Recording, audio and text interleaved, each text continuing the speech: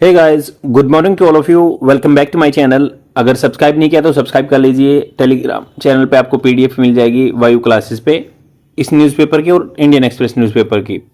और आज है थर्सडे 12 मार्च। ये है एडिटोरियल पेज नंबर 8। हम डिस्कस करेंगे इस आर्टिकल को।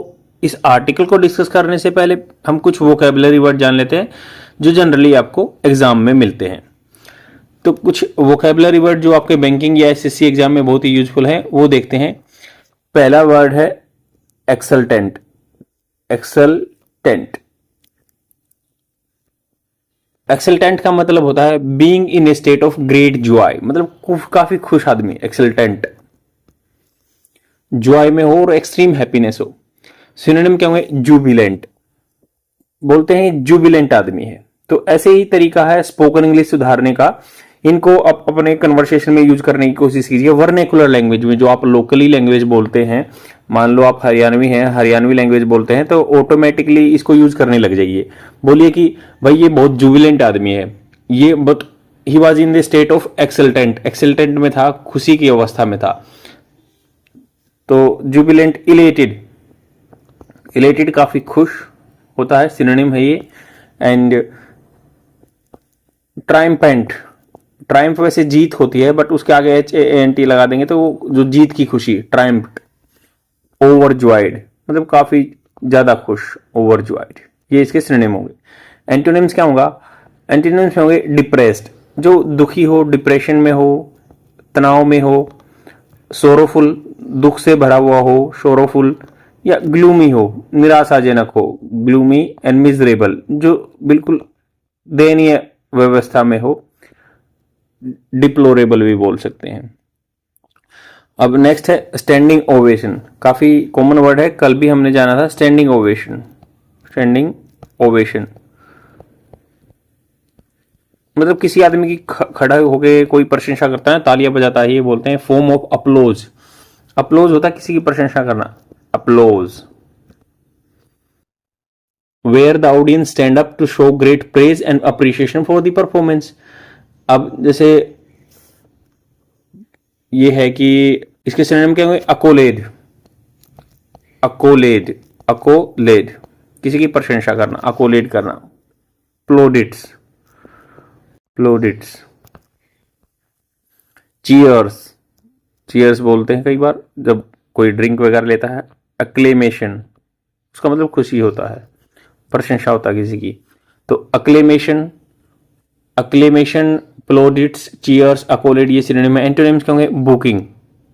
बूइंग, बूइंग मतलब किसी को बूइंग करना, किसी की बुराई करना। Heckling, booing, heckling. Criticism, silence, ये एंटोनिम्स होंगे। अब नेक्स्ट वर्ड है लेपिडेरिस्ट। लेपिड एरिस्ट। तो इसका मतलब जैसे लेपिडेरी मतलब होता है, इसका सिनोनिम क्या है? लेपिडेरी टाइप में। तो कोई भी पर्सन जो क्या है, कट करता है, पॉलिश करता है या एनग्रेव करता है precious stone, specialist in James, मतलब जो लेपिडेरिस्ट वो आदमी होगा जो जेम्स एंड ज्वेलरी का काम करता है, कटिंग वगैरह करता है। तो सिनोनिम्स क्या होगा? Gem cutter, jeweller, engraver. Engrave करना होता है खोदना, ये HV वर्ड यूज होता है, ETCH। एच मतलब खोदना, एनग्रेव करना। तो जो खोदने का काम करता है लेपिडेरिस्ट होता है, वो इसमें जेम एंड ज्वेलरी में काम करने वाला होता है। अब जैसे जो लेपिडेरिस्ट का एग्जाम्पल सेंटेंस कैसे है? He is a great lapidarist, he converted a stone into a wonderful jewel. अच्छे स्टोन को अच्छे उसने आभूषण में कन्वर्ट कर दिया। नेक्स्ट वर्ड है टैक्सीडर्मी। टैक्सीडर्मी, टैक्सीडर्मी का मतलब हो गया the art of preparing, stuffing और mounting the skin of animal. जो क्या स्किन के साथ काम करता है, जैसे कुछ कम्युनिटी है जो स्किन के साथ काम करते हैं, चमड़ों का काम करते हैं। To make appear life like, जैसे मतलब ऐसे ही उसमें कभी कई बार देखा हो कि गाय का बछड़ा मर जाता है तो उसमें क्या है, उसके जो चमड़ी निकाल के उसमें भूसा डाल के कुछ ऐसे बनाते हैं, टैक्सीडर्मी बोलते हैं। तो उसको जैसे या म्यूजियम में कोई प्रोटेक्ट करने के लिए चीज़ों को टैक्सीडर्मी की जाती है, स्किन में कुछ अंदर मटेरियल डाल के। सिनोनिम्स क्या होगा? Preservation, stuffing of animals and mounting. Antonyms क्या होंगे? जो मतलब इसमें कुछ एंटीनोम नहीं हो सकता। टैक्सीडर्मी एक स्पेशल टर्म है जो चमड़े के साथ काम करता है प्रिजर्व करने के लिए। जैसे in the museum there were several products of taxidermy like Lions that were preserve after their death, मतलब लायन को प्रिजर्व किया गया था टैक्सीडर्मी, स्किन के साथ जो काम करता है। अब चलते हैं जो ये आर्टिकल डिस्कशन पे, यहाँ से भी वोकेबलरी वर्ड्स पिक करेंगे और सेंटेंस स्ट्रक्चर जो कि जनरली आपको एग्जाम में हेल्प करते हैं, और ये आपकी कोई भी स्टेट पीसीएस की तैयारी कर रहे हैं तो उसके लिए मेंस आंसर राइटिंग या यूपीएससी के लिए मेंस आंसर राइटिंग आपको मिल जाता है। अब ये पॉलिसी मिसस्टेप, ये कह रहे हैं कि गलत पॉलिसी की मिसस्टेप गलत कदम है, गलत कदम है, गवर्नमेंट की नीति के गलत कदम बोल रहे हैं। अभी इन्होंने जैसे स्टेट ऑफ हार्मोज में ईरान ने चोक पॉइंट बना दिया, मतलब बंद कर दिया उसको, और इससे क्या है अपने यहाँ पे एलपीजी की शॉर्टेज हो रही है, फ्यूल की शॉर्टेज हो रही है। तो ये इसके बारे में पॉलिसी जो मिस स्टेप लिए गए हैं गवर्नमेंट के द्वारा, उनका डेलिब्रेशन विचार विमर्श कर रहे हैं यहाँ पे राइटर। तो इन्होंने कहा कि India has allowed panic over fuel availability to spread. India ने अलाउ कर चुका है, हैज अलाउड, हैज वर्ब की third form present perfect tense होता है, जो कि काम हो चुका है। पैनिक होता है एकदम से होच पोच हो जाना। तो इन्होंने कहा कि इंडिया अलाउ कर चुका है पैनिक ओवर, पैनिक किस चीज पे, फ्यूल अवेलेबिलिटी टू स्प्रेड, तो फ्यूल ये जो इंडिया अलाउ कर चुका है जो पैनिक स्प्रेड करने के लिए, मतलब पैनिक आदमियों में एक होच पोच है कि भाई फ्यूल अवेलेबल रहेगा या नहीं रहेगा यहाँ पे इंडिया में, क्योंकि वहां से हम 80 to 95% इम्पोर्ट्स वहां से ही होता है। तो इन्होंने कहा कि द इवेंट्स अनफोल्डिंग, जैसे हम पेपर को अनफोल्ड करते हैं तो यहाँ पे इवेंट आए हैं, अनफोल्डिंग हुए हैं इन वेस्ट एशिया, वेस्ट एशिया में, एशिया के वेस्ट में, इसलिए वेस्ट एशिया बोलते हैं, या मिडिल ईस्ट भी बोलते हैं इसको कई बार, जो जियोपॉलिटिकल कंटेक्स्ट में मिडिल ईस्ट भी बोलते हैं। सऊदी अरबिया और कतार से हम ज़्यादा ये अपना एलपीजी मंगाते हैं। तो उन्होंने कि West Asia have shone, shine की सेकंड फॉर्म शोन, चमका है स्पॉटलाइट में, क्या है जो इवेंट्स अनफोल्डिंग हुए ना वेस्ट एशिया में, इन्होंने चमका दिया स्पॉटलाइट को।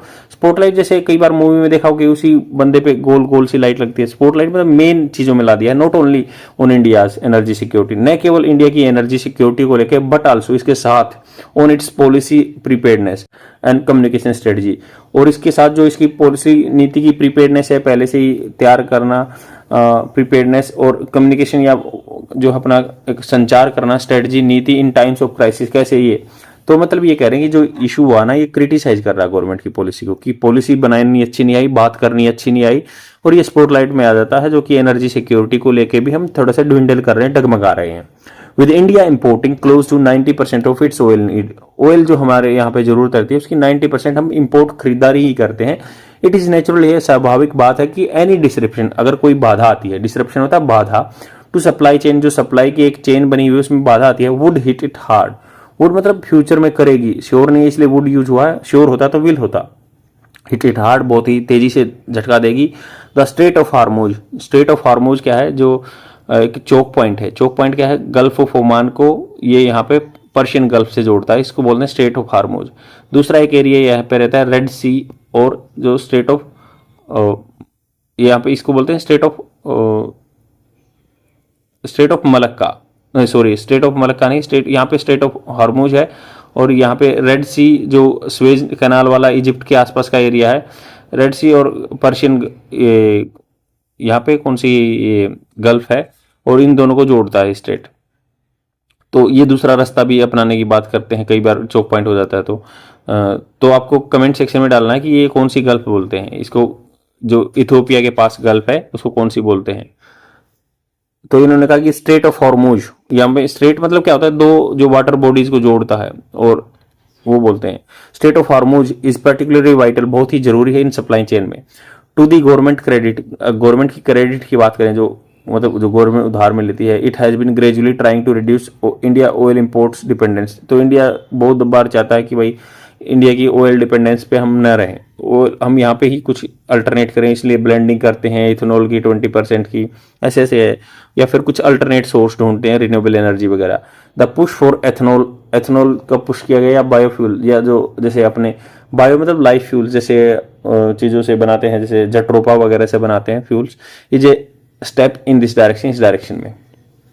स्मूथिंग देयर अडोप्शन, तो इन्होंने कहा कि जो अगर मान लो अडोप्शन स्मूथ करना, स्मूथनिंग करना अडोप्शन ना होता है अपनाना, should continue to be a policy priority in the near term. तो इन्होंने कहा कि नियर टर्म में, अगर मान लो नियर टर्म आसपास के एरिया में हम देखते हैं तो ये ऐसा होना चाहिए कि नियर टर्म मतलब आने वाले टाइम में अडोप्शन अपना should continue to be policy priority, तो पॉलिसी प्रायोरिटी होनी चाहिए ताकि ये ऐसा हो सके। अब that said India dependence, India की जो डिपेंडेंस है, निर्भरता है on imported oil remains vast and growing, vast है और बढ़ती हुई जा रही है। ये जो इंडिया की डिपेंडेंस है वास्ट है और बढ़ती हुई जा रही है।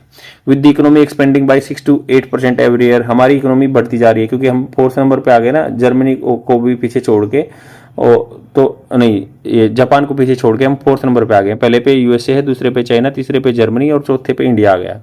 तो बड़ी इकोनॉमी हो रही है हमारी। तो कि इंडिया की जो डिपेंडेंस है इंपोर्टेड ऑयल, बाहर से तेल मंगाने की, रिमेन वास्ट एंड ग्रोइंग, बढ़ती हुई जा रही है क्योंकि हमारे यहाँ पे व्हीकल इतने हैं और काम इतना हो रहा है, तो इसलिए ये इशू आ रहा है।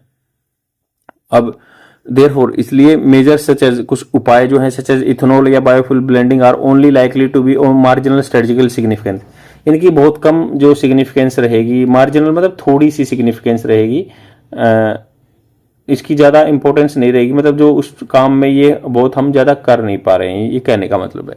द पॉलिसीज, जो ये नीति आई है ना, जो भी ये नीति आई है on importing oil need to become more long term oriented, तो इन्होंने कहा कि लॉन्ग टर्म ओरिएंटेड होना चाहिए। तो जो मैंने पहले बताया था ना कि भाई ये रेड सी है, ये गल्फ ऑफ एडन है, और ये जो जिबूटी के पास एक का एरिया है वो स्टेट है जिसको बोलते हैं बाब अल मंदेब स्टेट, बाब अल मंदेब स्टेट। तो ये स्टेट ऑफ हार्मोज होती है, बाब अल मंदेब स्टार्ट हुई है, और ये रेड सी होता है, रेड सी से इधर एडन, गल्फ ऑफ एडन होती है। तो आप याद रखिए इन चीजों को। अब चलते हैं ये बात पे कि भाई the policy on importing oil need to become more long term, तो इन्होंने कहा कि जो पॉलिसी नीति है ना इंपोर्टिंग ऑयल, इनके लिए लॉन्ग टर्म कोई ओरिएंटेड बनानी चाहिए, हिसाब से ओरिएंटेशन होता है चेंज करना। Robust in the face of, robust होती है मजबूत होनी चाहिए, एक्सटर्नल प्रेशर, अगर एक्सटर्नल प्रेशर आता है तो उसके खिलाफ में भी जाए तो मजबूत रहे। The crisis in West Asia, West Asia में क्राइसिस आया ना, तो has shown India just how important supplies from Russia are, तो वेस्ट एशिया में क्राइसिस आया तो ये बता रहा है कि भाई रशिया से सप्लाई कितनी इंपॉर्टेंट है। एट ए टाइम, उस समय पे when New Delhi had been cutting, ये क्या है, पिछले टाइम से करती हुई आ रही थी, past perfect continuous tense, had been cutting Russian oil imports due to American pressure, America ने प्रेशर डाला, हम यहाँ से कट कर रहे थे ऑयल इंपोर्ट, तो ये बोला कि गलत डिसीजन लिया गया। अब वेस्ट एशिया में क्राइसिस आ गए तो पता चला ना कि रशिया का ऑयल हमारे लिए कितना जरूरी है। इन द पास्ट हिस्ट्री में the government had given, past perfect जो टेंस है, हैड गिवन दे चुकी थी इन टू यूएस प्रेशर, किसमें, यूएस के प्रेशर में, और ईरानियन एंड वेनेजुएलन ऑयल, तो इन्होंने यहाँ वेनेजुला से भी या ईरानियन ऑयल से मंगाना कम कर दिया था। The US is now encouraging India to import Russian oil again to steady global market, steady मतलब फिक्स करने के लिए बनी रहे, तो अभी ये दोबारा से कह रहे हैं कि रशिया से खरीदो।